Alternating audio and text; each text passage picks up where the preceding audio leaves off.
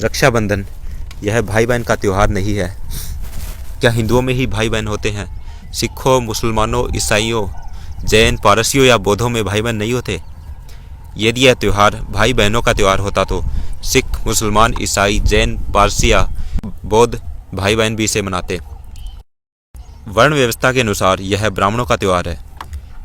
इतिहास काल से अब तक ब्राह्मणों द्वारा क्षत्रियों को रक्षा सूत्र बांधा जाता रहा है। उन्हें ब्राह्मणों की रक्षा की शपथ दिलाई जाती रही है।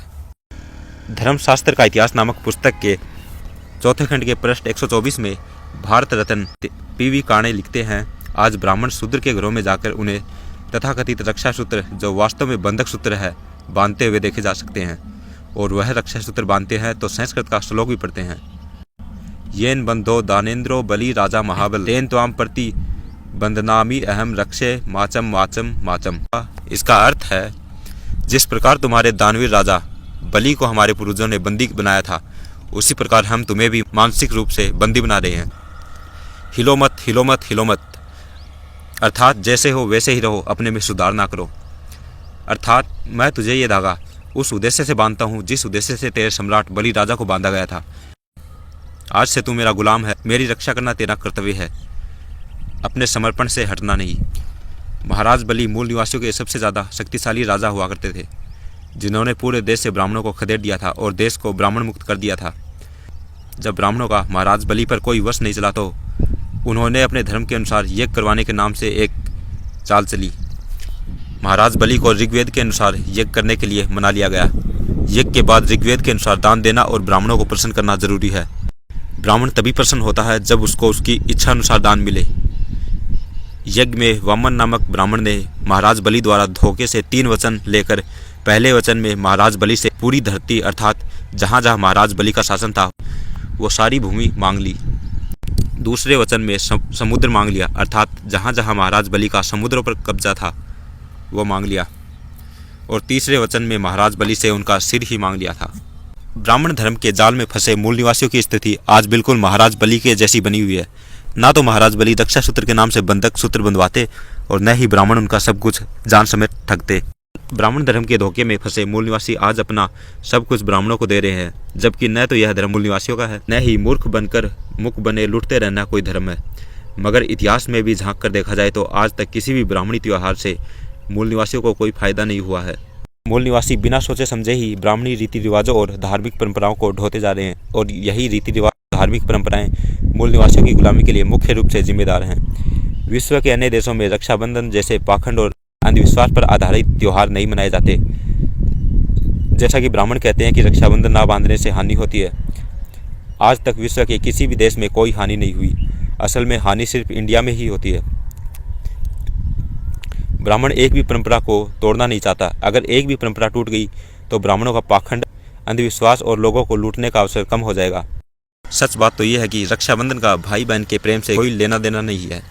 रक्षाबंधन का मामला ही कुछ अलग है। रक्षाबंधन इस शब्द का अर्थ है रक्षा का बंधन, अर्थात गुलामी का बंधन।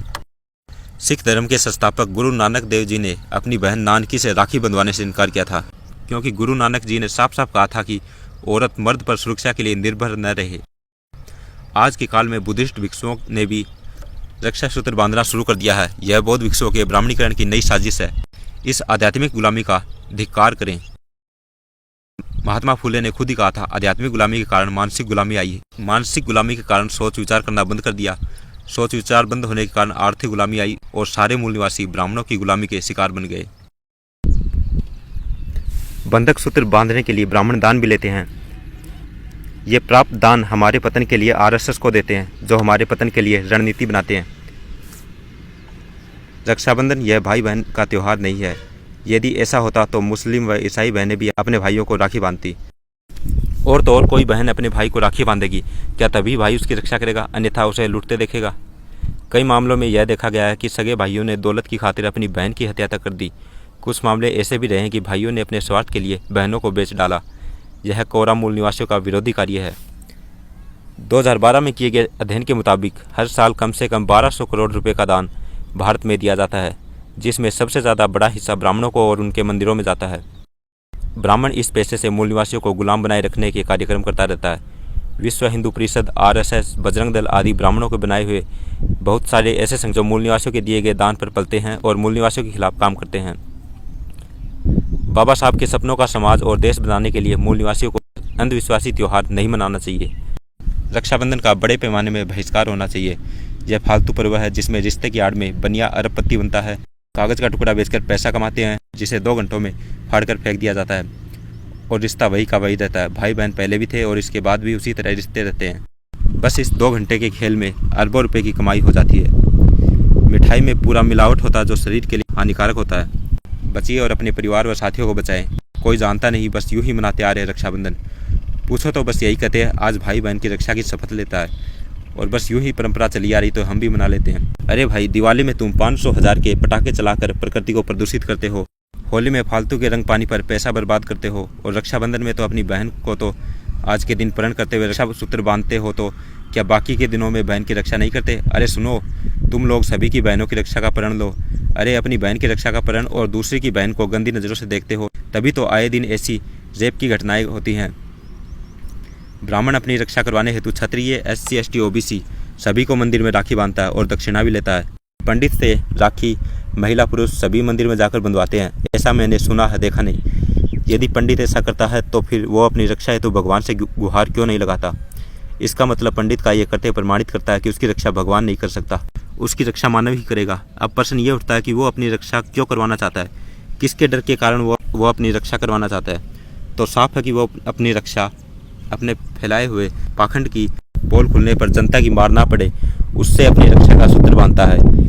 यदि पंडित की पिटाई हो भी जाए तो ना तो भगवान आएंगे बचाने और ना ही रक्षा सूत्र बंधवाने वाले आएंगे।